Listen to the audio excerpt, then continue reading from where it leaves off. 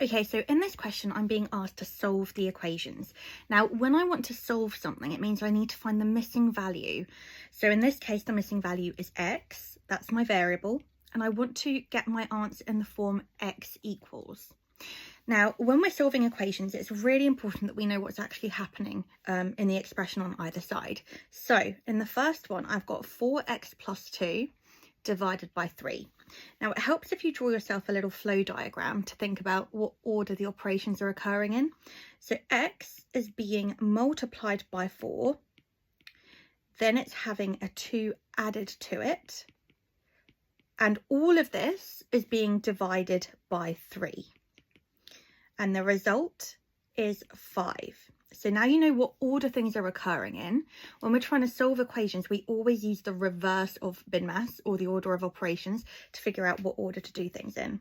So the first thing I'm going to do is multiply both sides of the equation by 3.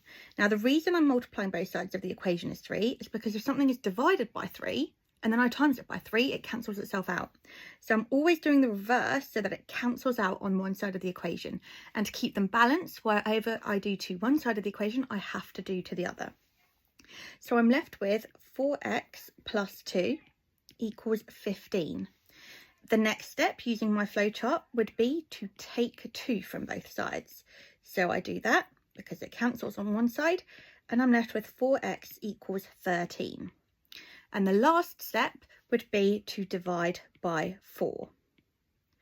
So I divide both sides by 4, and I'm left with x equals 13 over 4. Now, unless you're asked to give your answer in a decimal form, it's fine to leave it as a fraction.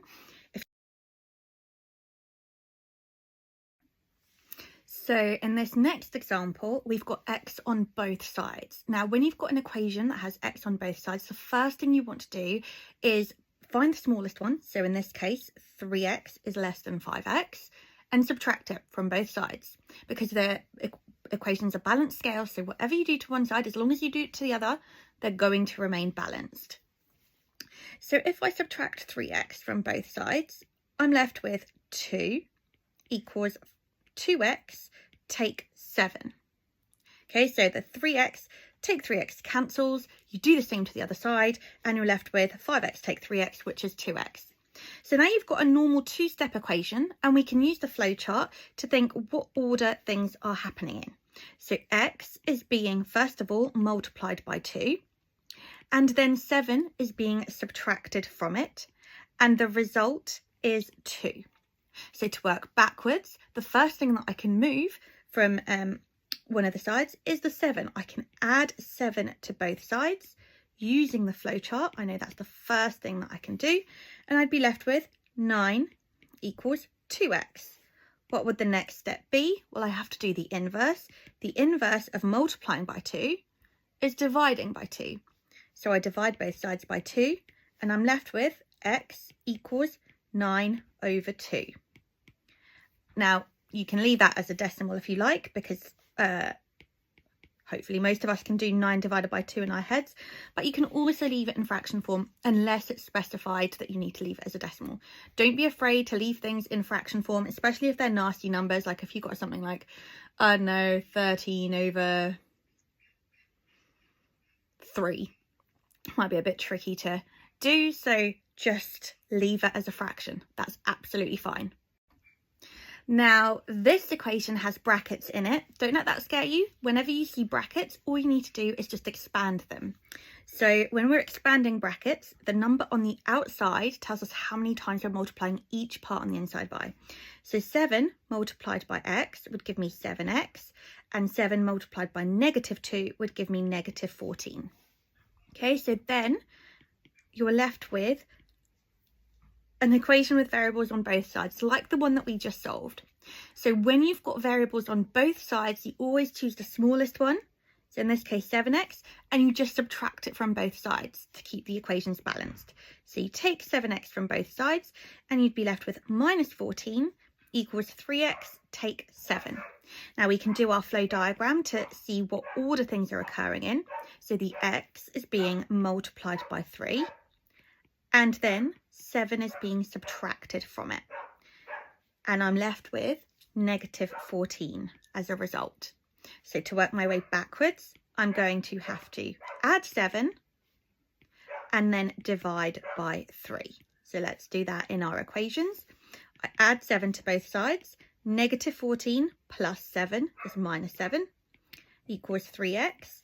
And then what would I have to do? Divide by 3.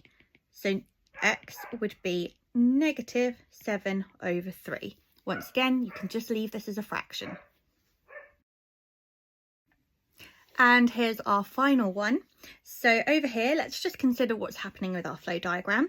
So x is being, first of all, divided by 4, because x is attached to this 4 in a fraction. So the first thing that is acting upon it is a division. So x is being divided by 4, and then I add 2 to it. And the result is 7. So what do I have to do? I work my way backwards. 7, take 2, and then multiplied by 4. So in this case, the first thing I need to do is take the 2. I'm left with x over 4 is 5, and then multiply both sides by 4. So you're left with x equals 20. Being asked to create our own formula, use it, and interpret it.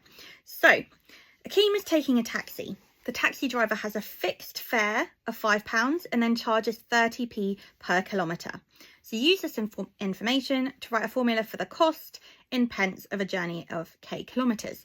Now, I'm being asked to write a formula for the cost, so that's going to be the subject of my formula, C. And I know there's a fixed fare of £5, so I know however long my journey is, I'm going to need to pay £5, whether it's a mile or 200. £5 is the base charge. And then it is 30 pence per kilometre. Now, I've been asked to write it in pence, so I'm just going to quickly need to convert £5 into pence. I know there are 100 pence in a pound, so £5 would be 500p. And then it's 30 pence per extra kilometre. So it's 30 lots of however many kilometres you have. So that would be my formula. The cost is 500 pence, which is the fixed fare, plus 30 pence per kilometre. Remember in algebra, instead of writing the multiplication sign, we just lumber our number and our variable together, and the multiplication is implied.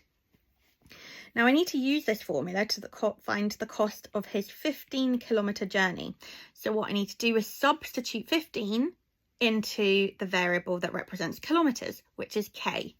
So I'd do C is 500 plus 30 times 15. Now, how can I do 30 times 15? Well, there's a few ways, but for the non-calculator, you could say 30 is the same as 3 times 10. So therefore, 30 times 15 would be 3 times 10 times 15. I could do 3 times 15, which is 450, and then times that by 10. I mean, that's 45, and then times that by 10, and that gives you 450. So C would be 500 plus 450, which is 950 pence. They haven't specified whether to leave it in pence or pounds, so 950 pence or £9.50 would be absolutely fine.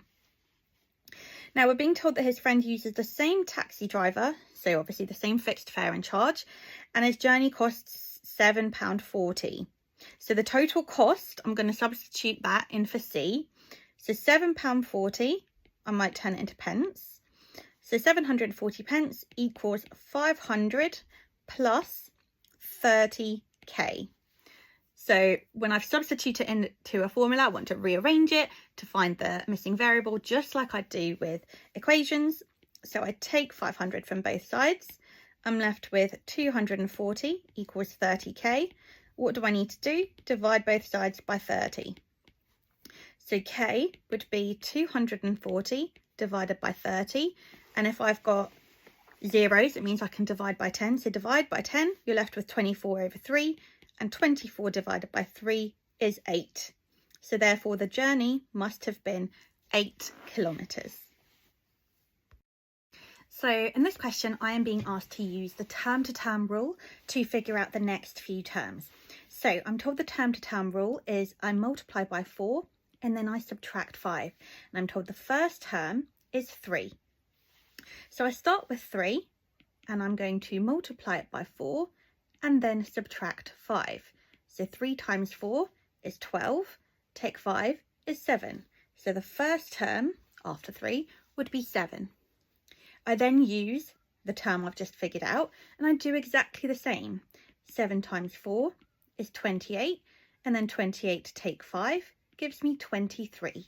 So the next term would be 23. I do exactly the same. I do 23 times by 4. And how could I do that? I could do 20, split 23 up into 20 times 3 times by 4. I know 20 times 4 is 80.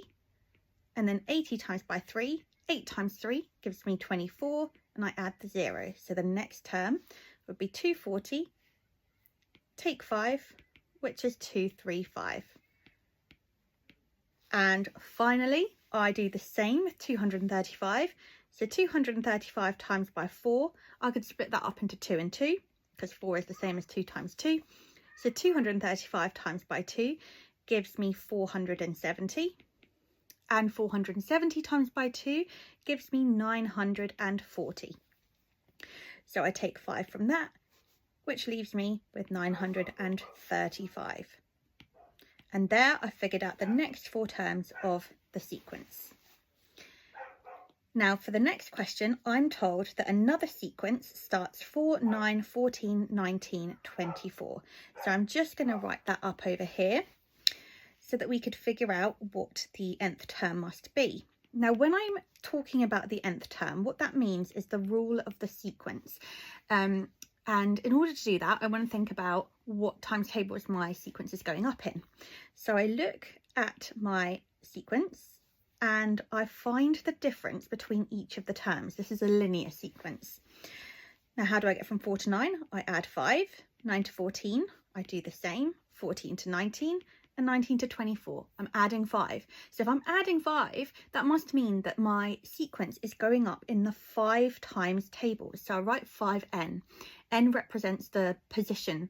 So for instance, n would be 1 for the first term because it's the first term, 2 over here, 3 over here, 4 over here, 5 over here. N represents like the 5th term. So I write 5n because it's 5 times whatever position it's in. Now, if this was the 5 times tables, I can write the 5 times tables on top just to see what the difference would be. So if it was the 5 times tables, my first term would be 5, but it's not, it's 4. So I think, okay, well, my 5 times tables start with 5 and this sequence starts with 4. What's the difference between the original 5 times tables and this sequence? It's always 1 less. As you can see, 5 take 1 is 4, 10 take 1 is 9, 15 take 1 is 14. So the rule, the nth term, is 5n take 1. Now, if I know what the nth term is, I can use that to find the 100th term of the sequence. So remember, n represents the position. So for instance, n in this case would represent 100. So I use my formula, 5n take 1. What does 5n mean? It means 5 multiplied by n. So I do 5 times by 100, take 1, which is 500, take 1. So my 100th term would be 499. For this question, we are being asked to work out a calculation. Now, with any calculation in maths, whether it's algebra, whether it's just simply numbers, you always have to follow the order of operations. So BIDMAS or BODMAS, or however you've learnt it. So we're going to use that in order to know what we need to do first. So BIDMAS tells me that I first have to do anything that is in brackets. So I'd work out this and then this. So 53 times by 7. I'm going to use the lattice method here. You can use whatever way you like. 3 times 7 gives me 21. 5 times 7 gives me 35. And then I just add along the diagonals. So that would be 1, 2 plus 5 is 7, and 3. So 53 times by 7 is 371. And then I'm going to do 192 divided by 6. So how many times does 6 go into 1? 0, remainder 1. How many times does 6 go into 19? Well, I know 6 times 3 is 18, so that's 3 times, remainder 1. And how many times does 6 fit into 12? Oh, twice, so that would be 32. Okay, so you work out what's inside the brackets and you write it as an equivalent calculation underneath. And then you just do your subtraction. So 371, take 32. 1 take 2 I can't do, so I borrow. 11 take 2 is 9. 6 take 3 is 3. And 3 take nothing is 3. So your answer is 339. Now for the next question, we are being asked to circle the calculation that works out half of 14. Now, whenever you have a multiple choice question, the biggest advice I can give you is to actually work it out, because the reason they put multiple choice questions in is to catch you out, see if you're concentrating, and they put in answers they look like they should be the answer, but they aren't. So let's have a look at what's happening. I want to work out half of 14. So imagine you've got 14 and you want to split it in 2 and figure out what half of it is. Now, some of you might say, oh, yeah, I need to do 14 divided by 2. So you might be like, oh, this looks like it could work. But no, that is saying 2 divided by 14. It's saying how many 14s fit into 2, whereas you want to know how many 2s fit into 14. So that is not going to be an answer. 14 divided by 0.5, similarly, what that means is how many lots of 0.5 fit into 14. Now, that's going to be 28, and that's definitely not our answer. Then we've got 14 divided by 50 times by 100. Well, perhaps people might think that 50 over 100 is the same as a half, but that does not give us the correct calculation. 14 over 50 times by 100 is the same as 14 times by 5,000. That would give us a vastly not correct answer. So that leaves us with this, okay, 14 times by a half. Now, what a really important thing for us to know is that multiplying by a half is the same as dividing by 2. So you might want to write that down. Multiplying by half is the same as dividing by 2, just as multiplying by a third would be the same as dividing by 3. And when we go on to the fractions unit, I can explain that in more detail. But half of 14, instead of dividing by 2, I can multiply by a half. And the reason for this is because if I wrote 2 as a fraction, it's 2 over 1. And when I divide fractions, I just multiply by the reciprocal, but we will cover that in the fractions unit. So half of 14 would actually be 14 times by a half. And then for the next question, we are being asked to write an estimate for the value. Now, whenever you see the word estimate, that means you are going to round. Okay, normally, if they don't tell you what to round to, you would always round to one significant figure. But in this case, we've been told to round each number to the nearest 10. So 348 to the nearest 10 would give me 350. And 21.7 to the nearest 10 would give me 20. Now, when I divide, I can just write it as a fraction, because this line here in the fraction is a divisor line. That just means divide. So I can just simplify it and create equivalent fractions until I get to something I can divide. 350 divided by 20, I can divide both the top and the bottom by 10. So I'm left with 35 divided by 2. And then that's a much simpler division for us to do. Either you might be able to do it in your head, or if you want to use the bus stop, you do how many 2's fit into 3, 1, remainder 1. How many 2's fit into 15? 7, because 7 times 2 is 14, and a remainder of 1. Remember, when you run out of numbers, you just write a couple of zeros and you put your remainder in front of the 0. So that's a remainder of 1. And how many 2's fit into 10? 5. So the estimate to this value would be 17.5. You don't round your final estimate, that is your estimate. So in this question, I am being asked to use the 4 operations with a worded question. So let's have a think and look about what is happening here. I'm told that there are 40 bricks in a crate and that Jake buys 6 crates for a total of £57.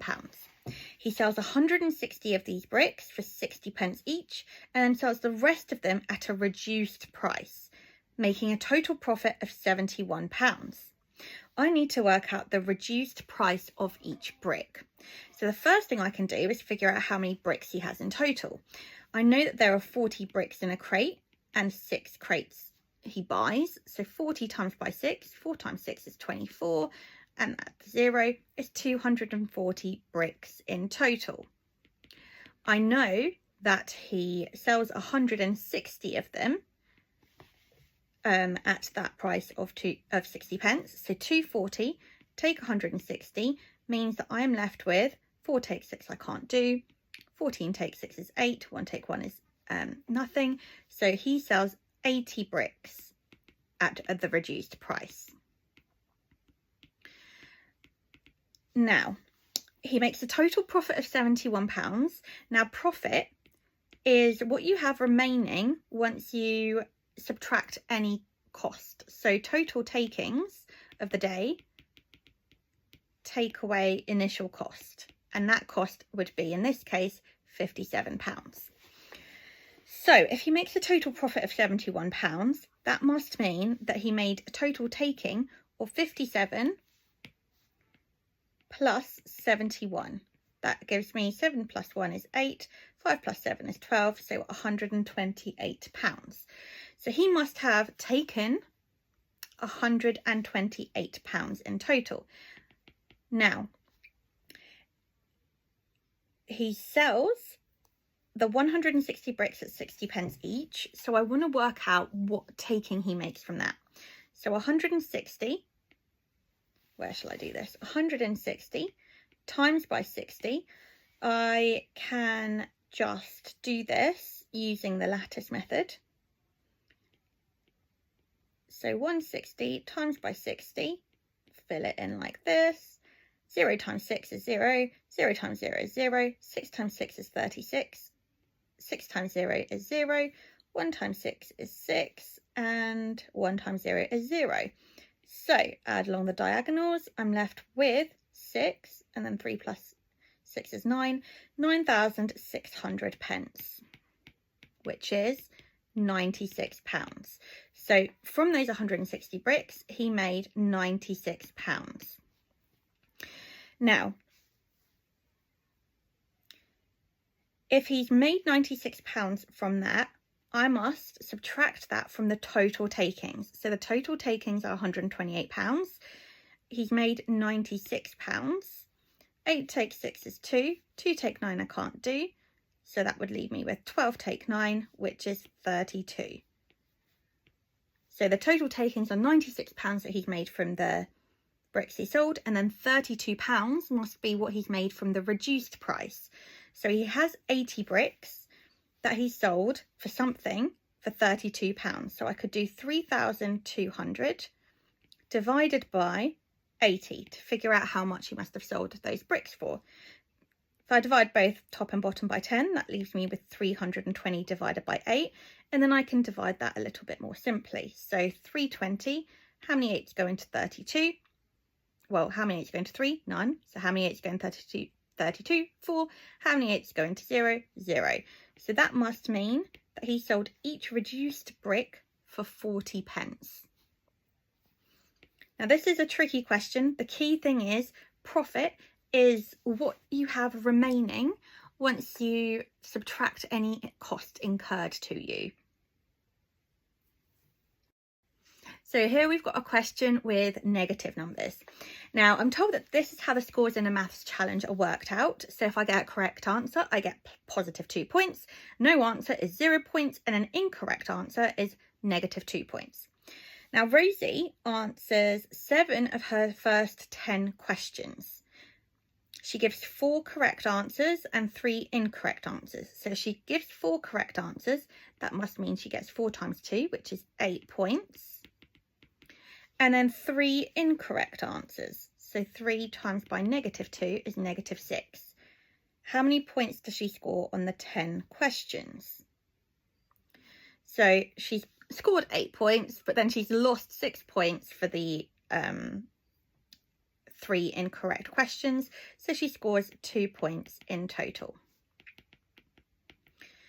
Now Patricia scores 12 points in total on the first 10 questions.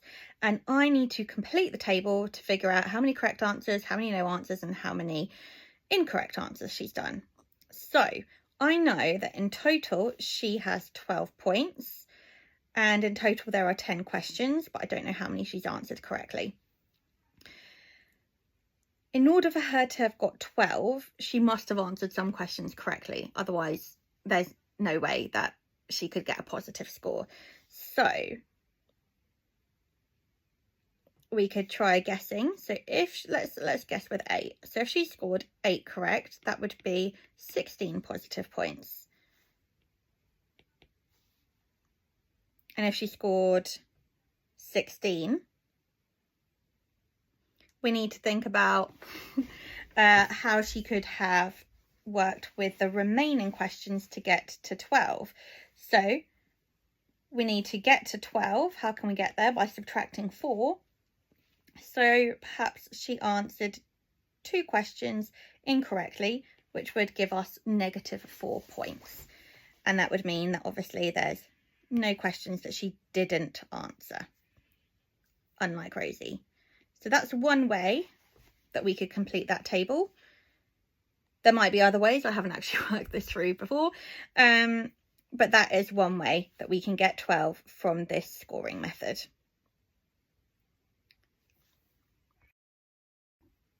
So negative numbers in just simple calculations. So I've got a 14 take away -3. Now, whenever I am subtracting a negative number, it is the same as adding, because I am taking away something that is detracting from the number. So if I was like 14 in a hot air balloon and I was like at a level of 14 meters above ground, and I threw out 3 sandbags, so I threw out something like a negative number, making it heavier, it would actually make me go higher. So when you're taking away a negative number, it's the same as adding, because you're increasing your value. So if you see 2 negatives next to each other in between 2 numbers, that's the same as adding. So that would give me 17. Then I've got -12 plus -3. Now, when I'm adding, so think of like a soup, if you're adding an ice cube, so adding a negative number, you're going to make it colder. So adding a negative number is the same as subtracting. So when you see a plus and a minus next to each other, that's the same as a minus. Now we've got -12, take 3. So you could just draw yourself a quick number line. -12 going upwards and downwards. Now, whenever you're subtracting, that means it's getting colder. So whenever you subtract, you always go down the number line. If you're adding, you go up the number line. In this case, I start at -12 and I'm going to subtract 3. So I go down 1, 2, 3. So that would give me -15. And lastly, I've got -14 divided by -2. Now, when you're multiplying or dividing, a negative times by a negative is going to give you a positive answer. So that's when you're multiplying or dividing. So therefore, -14 divided by -2 is going to give me +7. You can just do 14 divided by 2, which is 7, because they're both, it's going to give you a positive answer. Now, the temperature in Svalbard is -14 degrees during the night, and Siem Reap is 20 degrees warmer. What is the temperature in Siem Reap? So once again, you've got your number line, and I'm going to just draw it this way now. So it's -14, -13, -12, -11, -10, -9, so forth, so forth.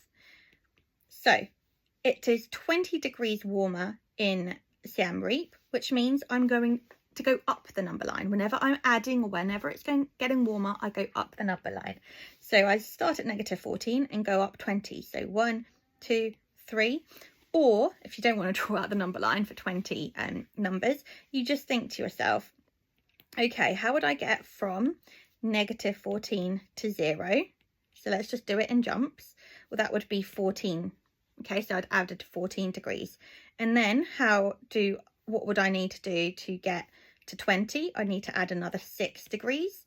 So in Siem Reap, it would be 6 degrees. Okay, so you could either do your number line and write it all out, or you could do it in incremental jumps. So how do you get to 0? And from 0, how do you get to an addition of 20? So in this question, I am being asked to use approximations to estimate. Now, whenever you see the word approximate or estimate, generally, unless you were told otherwise, it means round each part of the calculation to one significant figure. Okay, now it's really important you do this for each part of the calculation. So let's have a go over here. 9.8 to one significant figure. The first significant figure is 9, so I would round that to 10. 3.18 squared, that would round to 3, so that would be 3 squared.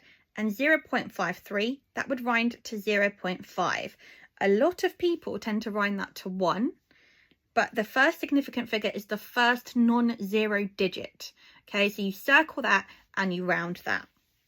So 10 times 3 squared is 10 times by 9 divided by 0.5. What's 10 times by 9? 90 divided by 0.5. Now, hopefully you remember that dividing by 0.5 is the same as multiplying by 2, because 0.5 is the same as a half, okay? So dividing by 0.5 is the same as multiplying by 2, so that would give me 180. 90 times 2. Now let's do the same for the next question. So I'm using approximations, which means I need to round each part to one significant figure.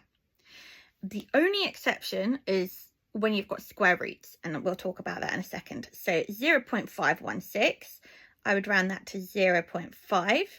19.6, I would round that to 20 squared. And then I've got the square root of 26. Now, when you're dealing with a square root, you want to think about your square numbers. Hopefully you know your square numbers. If not, we'll quickly just recap them. So 1 times 1 is 1, 2 times 2 is 4, 3 times 3 is 9, 4 times 4 is 16, 5 times 5 is 25, 6 times 6 is 36, 7 times 7 is 49. Now what you want to do is think, okay, 26 is in between which two square numbers? Well, it's in between 25, so I could talk about the square root of 25, and it's in between 36. Now what is the square root of 25? That's 5. What's the square root of 36? That's 6. So the square root of 26 is going to lie somewhere in between 5 and 6. Now it's a lot closer to 25 than it is to 36. So you'd probably want to be rounding it somewhere to like 5.1, 5.2. So the square root of 26 is closer to 25, but because I'm being asked to estimate the value, I would have rounded that to the square root of 25, which is 5. Okay, so 0.5 times by 20 squared. So 0.5 times by 400 divided by 5. Now timesing by 0.5 is the same as dividing by 2. Hopefully we're getting this written down. So that would give me 400 divided by 2 is 200. And divide it by 5. So how many 5s fit into 200? Well, 5's going to 2 0 times, remainder 2. 5's going to 24 times, and 5's going to 0 0 times. So that would give me 40. So now we've got some fraction arithmetic, so dividing and subtracting with fractions. Now the first thing I want to do, if I've been given mixed numbers, is turn them into improper fractions. So 2 3/4, what that means is 2 wholes, so 2 lots of 4/4 plus 3/4. What would that give me? 4 plus 4 plus 3 gives me 11, or the quick way would have been, I do 2 times 4, which is 8, plus the 3, which is 11. So 2 3/4 is 11/4. 1 2/3, what does that mean? Well, it means 1 whole, so 3/3 plus 2/3. Now, notice how I'm always writing the denominator in terms of what the other part of the mixed fraction is. So 3 plus 2 is 5, so that would be 5/3. Okay, now I use the keep, change, flip method. So think of KFC, but a cheap rip-off version of it. You keep the first fraction as it is, 11/4. You change the sign to a multiplication and you flip the last fraction over. So you just reverse it. And then you just multiply. Now, when we're multiplying fractions, we multiply the numerators together. So 11 times 3, which is 33, and 4 times 5, which is 20. So that as a mixed number, I need to turn 33/20 into a mixed number now. So 33/20, I think to myself, how many lots of 20 fit into 33? Well, the 20 times table is a 20 and then 40. So I know there's only going to be one lot of 20/20 that fits into that. And from 20, what's left over to get to 33? I've got 13 left over. So that would be 1 and 13/20. Now, when we're subtracting fractions, the key thing we need to remember here is that we need to have the same denominators. So in order to add or subtract any fractions, the denominators always need to be the same. So we do the same as we did before and turn them into improper fractions first. So 3 1/5 means 3 lots of 5/5. So 5/5 plus 5/5 plus 5/5 plus 1/5. So that would be 16/5. Take away 1 1/3. So 1 1/3 would mean 3/3 plus 1/3. So that would be 4/3. Okay, so we've turned them into improper fractions, but now what we need to do is make them have the same denominator. And the way we do that is by finding the lowest common multiple, the smallest number that 5 and 3 multiply into. And in this case, that would be 15. So what have I multiplied the denominator 5 by to get to 15? I've multiplied it by 3. So I'm going to do the same to the numerator. So 16 times by 3. If you can't do that in your head, then just do repeated addition. So 16 plus 16 is 32, plus 16 again is 48. Then we've got 3. What have I multiplied the denominator of 3 by to get to 15? I've multiplied that by 5, so I have to do the same to the numerator. 4 times 5 is 20. And now that they both have the same denominator, it's like slices of cake, I can just subtract them. So I keep the denominator the same, as that's what they're out of, and I just do 48 take 20, which leaves me with 28/15. Once again, I've been asked to write it as a mixed number. So I think to myself, how many lots of 15 fit into 28? So 15/15, that's one lot. And the 15 times tables are 15, 30, 45. So I know that it's only going to be one whole. So 1, and then the remainder from 15 to 28 would be 13. So 1 and 13/15. A number is where we have something that we've been given and it has been split up into a certain number of pieces. So it always helps to draw a little diagram. So 2/5 of a number is 82. So 2/5 means you've got a whole and it's been split into 5 parts. So 1, 2, 3, 4, 5, and you have 2 of them. Okay, so that is how 2/5 would be represented.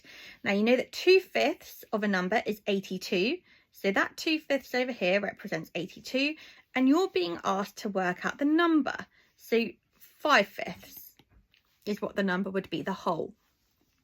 So if 2/5 of a number is 82, you know that 1/5 must be 82 divided by 2, which gives me 41. So you know that 1/5 is 41, and therefore, if 1/5 is 41, you can work out what the whole number is. We just do 41 times by 5. So once again, we could use the lattice method. 41 times by 5. 1 times 5 is 5. I don't know why I wrote that. 4 times 5 is 20. Add along. That would give you 205. So the number is 205.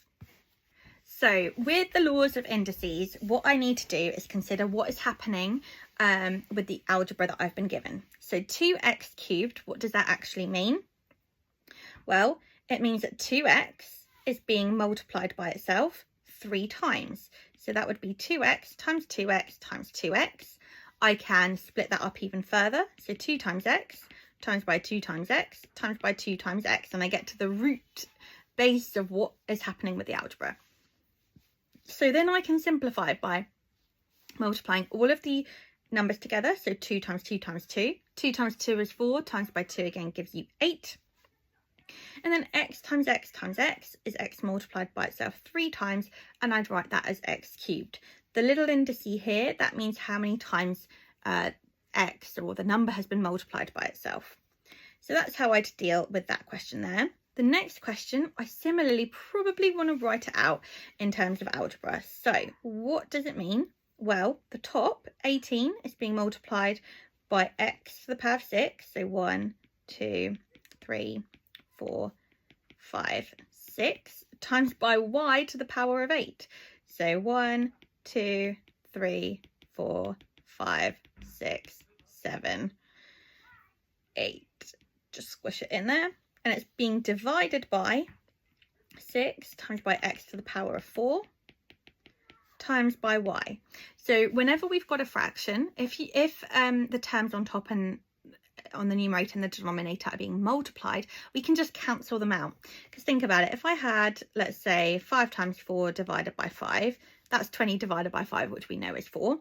So I could just cancel 5 times 5 and I'd still be left with 4. Whatever is on the top of me, if it's being multiplied, it can cancel out with something on the bottom. So here I can cancel out this x with this x, this one with this one, this one with this one, and this one with this one. And with the y's, I could cancel this with this. So I'd just be left with 18, and then I'm left with 2 x's, so x squared, and then 1, 2, 3, 4, 5, 6, 7 y's, so y to the power of 7 divided by 6. Now, I could also write this, so I could simplify it into 2 fractions. So I could write that as 18 over 6 times by x squared y7 over 1. And what's 18 divided by 6? That's simply 3. So my final answer would be 3x squared y to the power of 7. So always divide the numbers if you can, and then simplify the indices. If you want to know the quick way, the cheat way, when we're multiplying indices, so let's say you had y squared times y cubed, you add the powers together, so that would be y to the power 5. And when dividing, so like how we had y to the power of 8 divided by y, now remember, a number by itself is going to be to the power of 1. So we subtract the indices. 8 take 1 is 7. Form is a way of writing really big numbers or really small numbers in a way that they are easily comparable. So we always write them as a number times by 10 to the power of something. Okay, now the number needs to always be between 1 and 9.999 recurring. So let's have a go at seeing how we could write this. So 13,500, I would write that as 1.35 as a number between 1 and 9.9, and then times by 10 to the power of something. So if you get stuck in the exam, it might be helpful to just be like, okay, 10 to the power of 1, I know is timesing by 10. 10 squared is timesing by 100. 10 cubed is timesing by 1,000. 10 to the power of 4 is timesing by 10,000. So what power of 10 do I need to multiply 1 by, or 1.35 by, to get to 13,000? Well, if I multiplied it by 10, that would give me 13. By 100 would be 135. By 1,000 would be 1,350. So it must be times 10 to the power of 4. Now, write as an ordinary number, 4.2 times 10 to the power of minus 3. When I've got a negative standard form, that means I'm actually dividing by a power of 10. So 10 to the power of negative 1 is the same as 0.1. 10 to the power of minus 2 is the same as 0.01. Or you might write it as 1 over 10, 1 over 100. So 4.2 times by 10 to the power of minus 3 would be 4.2 times by 0.001. So the quick way of doing this would be to just say, okay, it's to the power of -3. So that means I'm going to have 3 zeros before I start writing my number. So 0.1, so 1, 0, 2, 3, and then you write your number. That's how you'd write that in as an ordinary number. Now write 0.00612 in standard form.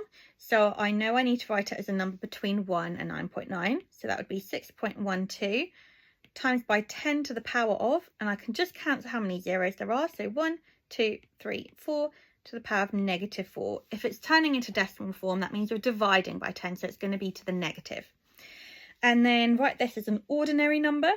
So I would write 9, and then 10 to the power of 5 is the same as multiplying as 100,000. So you can do that, or you could just count the digits after the 9. So it would be 6, 3, 4. That's 1, 2, 3 digits, and I need another 2. I just fill them in with zeros. So that would be 963,400. So when you're multiplying by a positive power, you count 1, 2, 3, 4, 5 numbers after the digit. And when it's a negative, you just count how many zeros there are before you start your number. So when I'm converting with standard form, I get some trickier calculations like this. So 2.6 times 10 to the power of 5 divided by 4 times 10 to the power of 3. Now I can write this in fraction form if I want. So 2.6 times 10 to the power of 5, well, that's 2. And then 6 counts as 1, 2, 3, 4, 5. Okay, so that's 260,000 divided by 4 times 10 cubed would be 1, 2, 3. 4 times 1,000 is 4,000. And now what can I do? I can just divide. So divide by 10. I cancel those zeros out. Divide by 10 again. Oh, I don't know why it deleted itself. I cancel those zeros out, divide by 10 again, I cancel that out, and I'm left with 260 divided by 4, which I can use the bus stop method for. 4 is into 2, go 0, 4 is into 26, go 6, remainder 2, and 4 is into 20, go 5. So that would be 65. I've been asked to give my answer in standard form. So I'd say that's 6.5 times 10 to the power of 1. And now I am being told to work this out. So 2 times 10 to the power of 6. So 2 times 10 to the power of 6. That's 1, 2, 3, 4, 5, 6. 2 million divided by 6 times 10 to the power of 4. 1, 2, 3, 4. So 60,000. Now let's see what we can do. Well, divide by 10, divide by 10 again, divide by 10 again, divide by 10 again. I'm left with 200 divided by 6. So let's use the bus stop again. How many times does 6 fit into 200? 6 is into 2, go 0. 6 is into 20, go 3, remainder 2. 6 is into 20, go 3, remainder 2. So that's going to be a recurring number, 33.3, which we could write as 33 1/3. Okay, so here I'm being asked to complete the sentences with regards to these parts of a circle. Now the line OA, so the line from the centre of a circle to the outside of a circle, is called the radius. It doesn't matter which direction it's facing, that would be a radius, that would be a radius too. The line BC, so a line touching the outside of the circle once, is called a tangent. Now the area below DE, now line DE, that's called a chord. It's a line from one edge of the circle to another, but not going through the centre, because the name of the chord that goes through the centre of the circle is called the diameter. Now the area formed below a chord is called a segment. If you had the area and it was formed by 2 radii, that would be called a sector. Okay, but this area is a segment. And the longest line on a circle is the circumference. So if we unravelled the circle and just you know, if it was a piece of string and we unraveled it, the longest line would be the circumference. Requires us to know about equilateral triangles and isosceles triangles. Now, an equilateral triangle is a triangle that has 3 equal sides, and therefore we know that its angles are going to be 60 degrees. We know this because every triangle has angles that add up to 180 degrees. And if there's 3 of them that are equal, we just do 180 divided by 3. So I know that this angle here is going to be 60 degrees. I mean, this one as well, and this one too. And I can use that to help me. Now I'm told that DC, so the line DC over here, and DE are equal. So that means that this triangle here is an isosceles triangle. And in an isosceles triangle, we have 2 equal sides and 2 equal base angles. So whatever this angle here is, it's going to be equal to this angle here. Now I know that angles in a triangle add up to 180. So I could do 180, take 32, which gives me 10 take 2 is 8, 7 take 3 is 4, 148 degrees. So I know that these 2 base angles must add to make 148 degrees. If they are both equal, I just do 148 divided by 2, which would give me 74 degrees. So I know that angle here is 74 degrees. Now I've got a straight line here with that angle that I've worked out from the equilateral triangle. I've got my missing angle X, and I've got this angle here that I've worked out as 74 degrees. I know that angles on a straight line add to make 180 degrees. So 60 plus 74 gives me 134 degrees, and 180 take 134 gives me 646 degrees. So therefore this missing angle here must be 46 degrees. Okay, so here I'm being asked to translate a shape. Now when I being asked to translate something, what that means is move it by the given vector, and every vector is given as a movement across the x-axis and along the y-axis. So the top value is your x movement and your bottom value is your y movement. Now if you're moving to the right along the x-axis, your x value will be positive. If you're moving left, it will be negative. Similarly with your y values, if you're moving up, the value will be positive, and if you're moving down, the value will be negative. So the vector I've been given is 3, negative 4. So that means a positive 3 along the x-axis, and it's a negative 4, so it means a negative 4 along the y-axis. So essentially a movement of 3 across and 4 down. So the way I translate a vector is pick a point on your shape, and I go 1, 2, 3 across and 1, 2, 3, 4 down. So that point is going to correspond over here. You can do it with another point. So over here you go 1, 2, 3, 1, 2, 3, 4 down. You can do it with a third point, or you could just draw it, whichever you feel most comfortable with. So let's do it here. 1, 2, 3 across and 1, 2, 3, 4 down. So there I have translated my shape. Oh, normally it's going to tell you to name it, but let's just do that anyway. So this can be called shape B. Then it tells me to reflect the shape in the line x equals 4. Now the line x equals 4 is where the x coordinate is always going to be 4. So that's this vertical line here. And all I do to reflect it is draw the mirror image. So this angle here, this triangle, would be C. So here we've got a perimeter question, and I have been given an isosceles triangle. I know it's an isosceles triangle because these 2 lines here indicate that the sides are equal, and if a triangle has 2 equal sides, then it is an isosceles triangle. So I know the perimeter is 36 degrees, so whatever 2x plus 7 plus 3x plus 4 plus the missing value is, that must add up to 36 degrees, 36 centimetres. Now, I know the 2 sides are equal, so I can set up an equation for myself. So 2x plus 7 must equal 3x plus 4. Hopefully you've watched the beginning where we went through solving 2-step equations.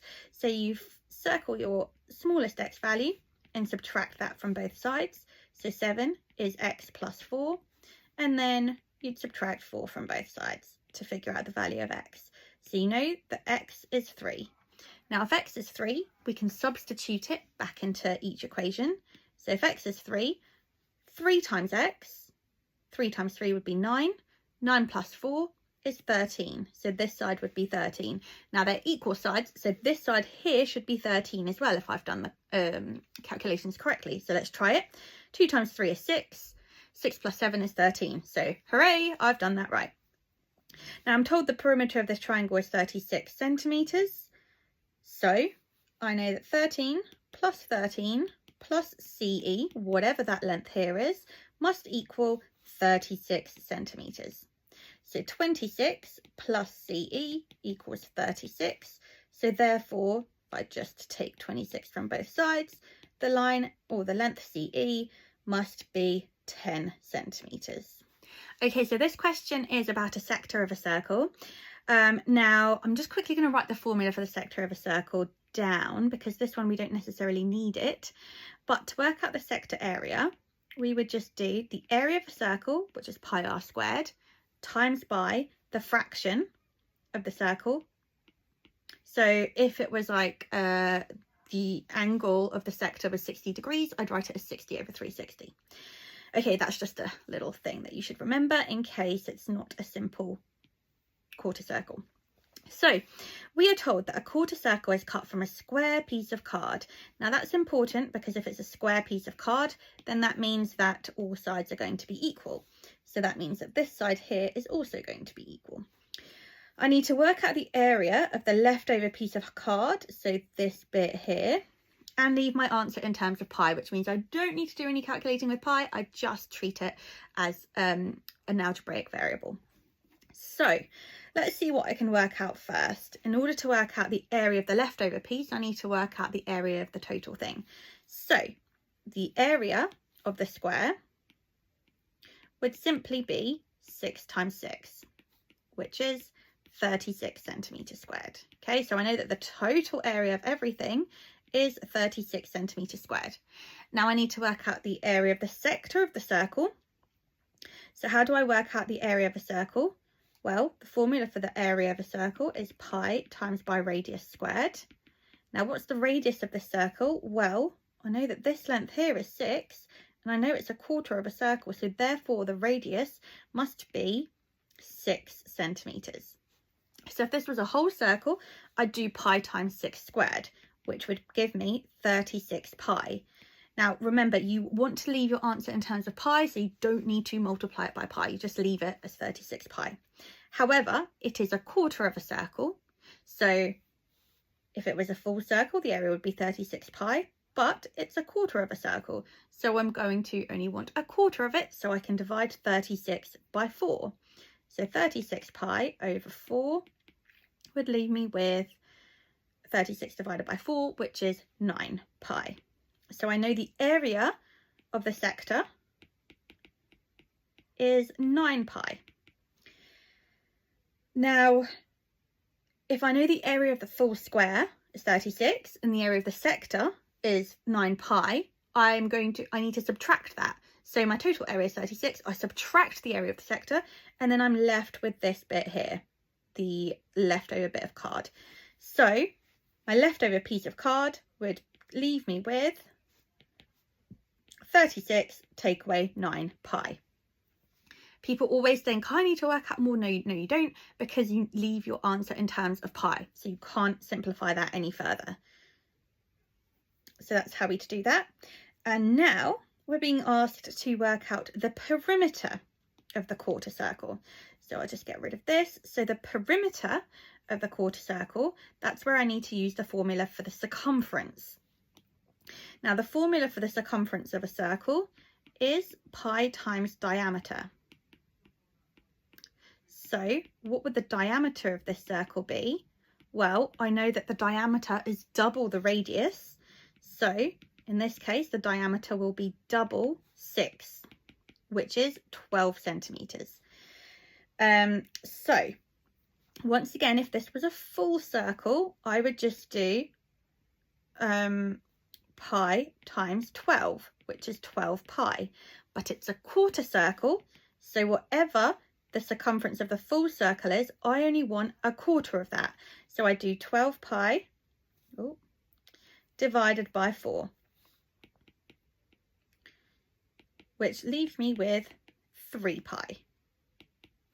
So this part here is 3 pi. However, I am being asked to work out the perimeter of the quarter circle. Now, perimeter is all the way around, adding up all of the lengths of the outside. So that is 3 pi, but I also need to add this part, which is 6 centimeters, and this part here, which is 6 centimeters. So the perimeter of the circle would be 3 pi plus 12. And that's your final answer. Angles and triangles. Hopefully we remember that angles in a triangle always sum to 180 degrees. Also, over here, hopefully we can see that we have 2 of these like little lines, which means that the sides are equal. So a diagram shows triangle XYZ and straight line XP. Work out the size of the angle YZP. Now, when thinking about what that's referring to, we start at the first letter, which is Y. Then we go to Z and P. So why did it delete that? So let's just go along here. YZP must be this angle here. So that's the angle I'm trying to work out. Now, it's an isosceles triangle because of these 2 lines. So I know that the base angles are going to be equal. So I'd do 180, take 24 to figure out what the base angles must add up to. So 10 take 4 is 6, 5, 1, 5, 6. So I know that these 2 angles add up to make 156 degrees. And I also know they're equal. Therefore, if I divide it by 2, so 78 degrees each, then I've figured out what my angles in the triangle are. However, I am being asked to work out the size of angle YZP. I've also been told that it's a straight line. So what do I know about angles on a straight line? I know that they sum to make 180 degrees. So I just do 180, take 78, and that would give me my angle here. So 0 take 8 I can't do. I borrow the 10, that's a 2, 0, 1. So this angle here would be 102 degrees. So when I am constructing a region, I'm going to want to use a compass and a ruler. So it tells me that a scale drawing shows the positions of 3 garden sprinklers, A, B, and C. The sprinklers reach a distance of 2 meters each. And I'm being asked to shade the region on the scale drawing where the sprinklers won't cover. I've also been told that on the scale drawing, 1 centimetre represents 2 metres. So therefore, if 1 centimetre represents 2 metres, I'm going to want to get a ruler and measure 1 centimetre. Okay, so I don't have a ruler because this is an iPad, but imagine you had a ruler and you open your compass up, put the point on the one end and the tip of the pencil on the other on a ruler to where it goes 1 centimetre. So you've got your compass open to 1 centimetre. Now put that on the dot. Let's start with C, and you should be able to draw a circle of radius 1 centimetre. So that tells you the area where the sprinkler will cover. Do the same over here. So a circle of radius 1 centimetre. And the same over here, a circle of radius 1 centimetre. Now, this isn't very accurate because I'm just trying to show you, but these areas are where the sprinklers would cover. So the region that they do not cover is shaded over here. When I am converting lengths, the key things I need to know is that 1 kilometre is the same as 1,000 metres. 1 metre is 100 centimetres, and I should be able to freely convert between them. So put these 3 distances in order of a size. The most important thing to do is to put them all into the same unit of measure. So either choose kilometres or metres. I'm going to choose metres, so 2.7 kilometres. If I know that 1 kilometre is 1,000 metres, then 2.7 kilometres, how do I get from a kilometre to metres? I multiply by 1,000. So 2.7 would be 2,700 meters. This is already written in meters, so I don't need to do anything there. And here I've got 2 3/4 kilometers. So 3/4 of a kilometer. Hopefully we know that 3/4 is the same as 0.75. So 3/4 of a kilometer would be 750 meters. So 2,750 meters is what this would be. So in order of size, I'd say 2,650 meters, 2.7 kilometers, and 2 3/4 kilometers. Now for the question over here, I am being asked to find the distance between the forest trail and the lake walk. And here they tell me the distance of the forest trail, 1.4 kilometers to the left and 650 kilometers to the right. So the distance between them would be the distance over here plus this distance here. So let's convert it. 1.4 kilometers, I times that by 1,000 to get it into meters, is 1,400 meters. And then I add 650 meters to that. So 1,400 plus 650 leaves me with 2,050 meters. So the distance between is 2,050 meters. So here I am being asked to convert lengths once again, but in a little bit of a more kind of problem solving question. So the length of the rectangle is 160 millimeters. And the perimeter of the rectangle is 35 centimeters. So that should say 160 millimeters there. And I need to calculate the width of the rectangle and give my answer in millimeters. Okay, so if I need to give my answer in millimeters, it will be helpful to convert centimeters into millimeters. So 1 centimeter is equivalent to 10 millimeters. So therefore 35 centimeters would be 35 times 10, which is 350 millimeters. So I know that the length is 160 millimeters. So this length here will be 160 and this length here will also be 160 because rectangles have the same length of opposite sides. So 160 plus 160 gives me 320 millimeters. So I know that the remaining sides, the remaining width must be what's left over. So 350 take 320 leaves me with 30 millimeters. So I know that this W and this W, 2W must equal 30 centimeters, or both of these sides must equal 30 centimeters. They're both equal, so therefore I do 30 divided by 2, which gives me 15. So the width of the rectangle is 15 millimeters. Quite a small width. Okay, so percentages. I am told here that 5% of a number is 42 and 1% of the same number is 8.4, and I want to work out 17% of that number. Okay, well, how can I create 17% using this? Well, 17% is the same as 5% plus 5% plus 5% plus 1% plus 1%. Or I could have said 10% plus 5%. So that means I already know what 5% is. So that means that would be 42 plus 42 plus 42 plus 8.4 plus 8.4. So all I have to do really is add all of these up. So 42 times by 3. 3 times 2 is 6. 3 times 4 is 12. That's 126. And then 8.4 plus 8.4 gives me 16.8. So 126 plus 16.8, let's do that here, would give me 6 plus 6 is 12, 2, 3, 4, 142.8 is the number that I've been given, that I have worked out. Okay, so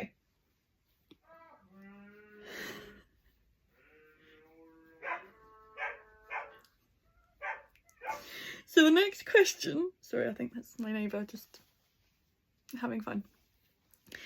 Okay, Jamie and Harry book theme park tickets that cost £105. They have a voucher that entitles them to 20% off the total price, and they share the total cost of the tickets in the ratio 1:3. Work out how much more Harry pays than Jamie. Okay, so the tickets cost £105, and they have a voucher that entitles them to 20% off. Okay, because this is a non-calculator paper, the easiest way to calculate 20% is with 10%. How do you work out 10%? Hopefully you know that to work out 10%, you just divide by 10. If not, then write this down. So 10% would be £10.50, and 20% is double 10%. So I'd double that. £10.50 times by 2 would give me £21. So 20% off is £21. So 105 take 21 would leave me with £84. So they then share the total cost of the tickets in the ratio 1:3. So they are sharing £84 in the ratio 1 part for who's Jamie. So Jamie pays a 1 part, and 1, 2, 3. Harry pays 3 parts. Okay, so 84 is being split into 4 parts in total. That's how we work out ratio. We add up the parts, so 3 plus 1 is 4. So 84 is split into 4 parts. So 4s into 84 go 2 and 1. So each part must be worth £21. So therefore, Jamie pays £21, and Harry pays 21 times by 3, which is £63. How much more does Harry pay than Jamie? Well, 63 take 21, 3 take 1 is 2, 6 take 2 is 4. He pays £42 more than Jamie. So an amount as a percentage. So I'm being asked here to work out 30 as a percentage of 10. So 10 is the amount, and 30 is what I want to represent it as a percentage of. So 30 as a percentage of 10, I would write it out of 10, and then I'd multiply it by 100. Whenever you're trying to write something as a percentage of something else, you write it over the total and you multiply it by 100. So 30 divided by 10 is 3. 3 times 100 is 300. So 30 is 300% of 10. And that makes sense because 3 lots of 10 is 30. And if 10 represents 100%, 30 would represent 300%. So 30 as a percentage of 10 is 300%. Now, Katie brings 250 salted caramel brownies. I love salted caramel brownies. To a local market. She sells 200 of the brownies. What percentage of the flapjacks did she sell? So she sold 200 out of the total, which is 250. And then I'm going to multiply that by 100 to turn it into a percentage. So let's try dividing as much as I can. Divide both by 10. So 20 divided by 25. Can I simplify that any further? Well, I know that 5 goes into both 20 and 25. So 20 divided by 5 is 4, and 25 divided by 5 is 5. So I've got 4/5 times by 100. Now you might know what 4/5 is, you might know it's 0.8, but if you don't, then just use the bus stop method. 4 divided by 5. How many times does 5 go into 4? 0. So I've run out of numbers, so just put loads of zeros here. How many times does 5 go into 40? 8. So you've got 0.8 times by 100. Okay, so a cost problem over here. So we've got 250 passengers go on a coach trip. Each coach takes 45 passengers. They each pay £20 for their ticket. And the cost is £100 to hire a coach for the day. And the company charges 80p per mile. Quite pricey. Okay, so each coach travels 300 miles for their round trip journey. Work out the total profit the company makes from this trip. Okay, so total profit. First of all, let's find out how much the passengers pay. So there's 250 passengers that pay £20. So I could just do 250 times 10, which is 2,500, and times it by 2, which is 5,000. So quite a hefty amount. £5,000 they take from the passengers. But now let's work out how much they spend. So £100 to hire each coach. Now there are 45 passengers on each coach, so how many coaches will there need to be? Well, there's 45, then 90, 135, plus 45, 180, plus 45, 225, and then you've only got 25 left over, but you can't just have a coach, you can't just have the remaining 25 people like on top of the coach, so you're going to need an extra coach, even though there's going to be a surplus of seats. So that would be 270. So you need 6 coaches. So the cost is £100 to hire each coach. So that is a cost, let's write a cost here, 6 times 100 is 600. So it's £600 for coaches. And then I'm told the cost the company charges is 80p per mile and 300 miles. So 80 times by 300 is going to give me 8 times 3 is 24, and then add the zeros. So 24,000p. I could write that in pounds, so divide that by 100. So that would be £240 per coach. Okay. So £240, I've calculated there are 6 coaches. I'm going to need to do 6 times by 240. So I could break that up if I wanted to. 2 times 3 times 240. So 3 times 240 would give me 720. So 2 times 720 is 1,440. I'm very tired, so if my mental maths is off, please forgive me. So the cost for the petrol, the fuel would be 1,440. Are there any other costs?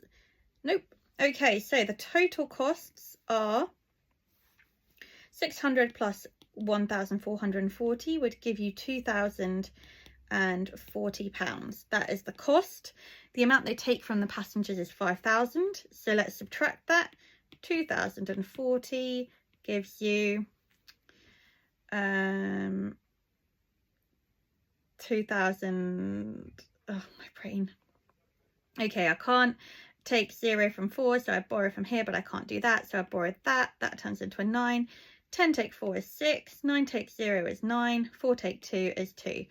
So 2,960 is the total profit they have made. Okay, so here we've got a ratio problem. So Holly plays a game on her console. She can either win or lose a game, so there's no like in between. She wins 4/5 of her first 30 games and then wins her next 15 games. Okay, so for all 45 games, work out the ratio of wins to losses. So let's figure out how many games she won from her first 30 games. So 4/5 of 30. 4/5 simply means a whole has been split into 1, 2, 3, 4, 5 parts, and I want to work out 4 of those. So 30 divided by 5 gives me 6. Okay, so each part here is going to have a value of 6, and 4/5 would be 4 times 6, which is 24. So she has won 24 of the first 30 games. She also wins her next 15 games. So let's add that up. That is 9, 3. So she has won 39 games out of 45, which must mean that she has lost 6. Now it says give your answer in its simplest form. So I find the highest common factor. So let's divide both sides by 3. So 39 divided by 3 would be 13. 6 divided by 3 is 2. So that's my answer in its simplest form.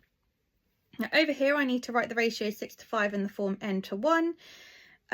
So what that means is, how do I get from 5 to 1? I divide by 5. So to turn my 5 into 1, I'd be dividing by 5. I do exactly the same here. So I do 6 divided by 5. So what is 6 divided by 5? How many times does 5 go into 6? Once. Remainder 1. How many times does 5 go into 10? 2. So that would be 1.2. Oopsie, that would be 1.2 to 1. That's how you do the ratio n to 1, but I don't think this is coming up in this one. It's coming up in paper 2. Okay, so nearly approaching the end, everyone. Density. How do we work out density? Well, the formula for density is mass over volume. Okay, so Aisling stumbles across 2 rocks on her hike up a volcano. I would quite like to be hiking up a volcano right now. The first rock has a volume of 15 centimeters cubed and a mass of 45 grams. The second rock is 30 and 60. Which rock is more dense? Okay, so let's work this out. So rock 1 is 45 grams over 15. Remember, mass over volume. So 45 divided by 15 is 3. So the density would be 3 grams per centimeters cubed. And for rock 2, the density would be mass is 60, volume is 30, 60 divided by 30 is 2 grams per centimeter cubed. So which rock is more dense? Rock 1. The question won't actually tell you that you need to construct a two-way table, but if you've got a really worded question where they give you a total and they say that 30 out of this did this, 20 out of this did this, then you probably want to construct yourself a two-way table. So over here we know that Amy asks everyone in her year group how they each travel to school. We know there are 150 people in the year group and that there are 30 more girls than there are boys in the year. 75 students walk to school, of which 20 are boys, 10 boys get the bus and 20 girls get the car. So I can construct my two-way table like this. I've got girls, boys, so the options are walk, bus or car. Okay, so I know that in total there are 150 students, and I know that 75 students in total walk to school, of which 20 are boys. So that is the information I can fill in. I also know that 10 boys get the bus to school and 20 girls get a car to school. So what can I work out? Well, I know that if 75 people walk in school in total and 20 of them are boys, then 75 take 20 gives me 55. So that must mean 55 girls walk to school. I don't know my totals yet, so I'm going to need to do something with that. I know there are 30 more girls than there are boys in the year. So whatever the boys are, let's call that X. I know that there are 30 more than that. So the boys represent X and then the girls would represent X plus 30. And I know that total is 150. So I could simplify that to 2X plus 30 equals 150. Subtract 30 from both sides. So 2X is 120. So therefore X is 60. So I know there must be 60 boys in total. So I can fill that in here. If I know there are 60 boys, 150 takes 60 is 90. So I know there are 90 girls in total. Now I can use this to fill in the rest of the table. So the boys must total 60. 20 plus 10 is 30. Plus another 30 would give me 60. There are 20 girls that take a car. 30 boys that take a car, so in total that must be 50. And there are So I could do it either of two ways. I know that 55 plus 20 gives me 75, and the total of the girls is 90. So 90 take 75 is, oh, I've got something in my eye, 5, and 8 take 7 is 1. So that must be 15 girls, and therefore 25 people get the bus in total. So I'm being asked what fraction of the girls get the bus to school. So the bus, that's 15 out of 90. I could simplify that if I wanted to, but it doesn't ask me to, so I don't need to. Now, one of the boys is chosen at random. So one of the boys, so there are 60 boys in total, so my probability will be out of 60.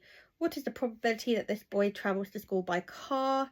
How many boys travel by car? 30. So that's 30 over 60. I can simplify that because that's a half. That's probability. And then it asks me what percentage of the 150 students travel to school by car. Well, there's 50 students that travel by car out of a total of 150. So to turn that into a percentage, I could simplify that to its simplest form, 5 over 15, which would simplify to a third. A third, hopefully you know, is 0.333, well, 0.3 recurring. So I times that by 100 to turn it into a percentage, which would be 33.3%.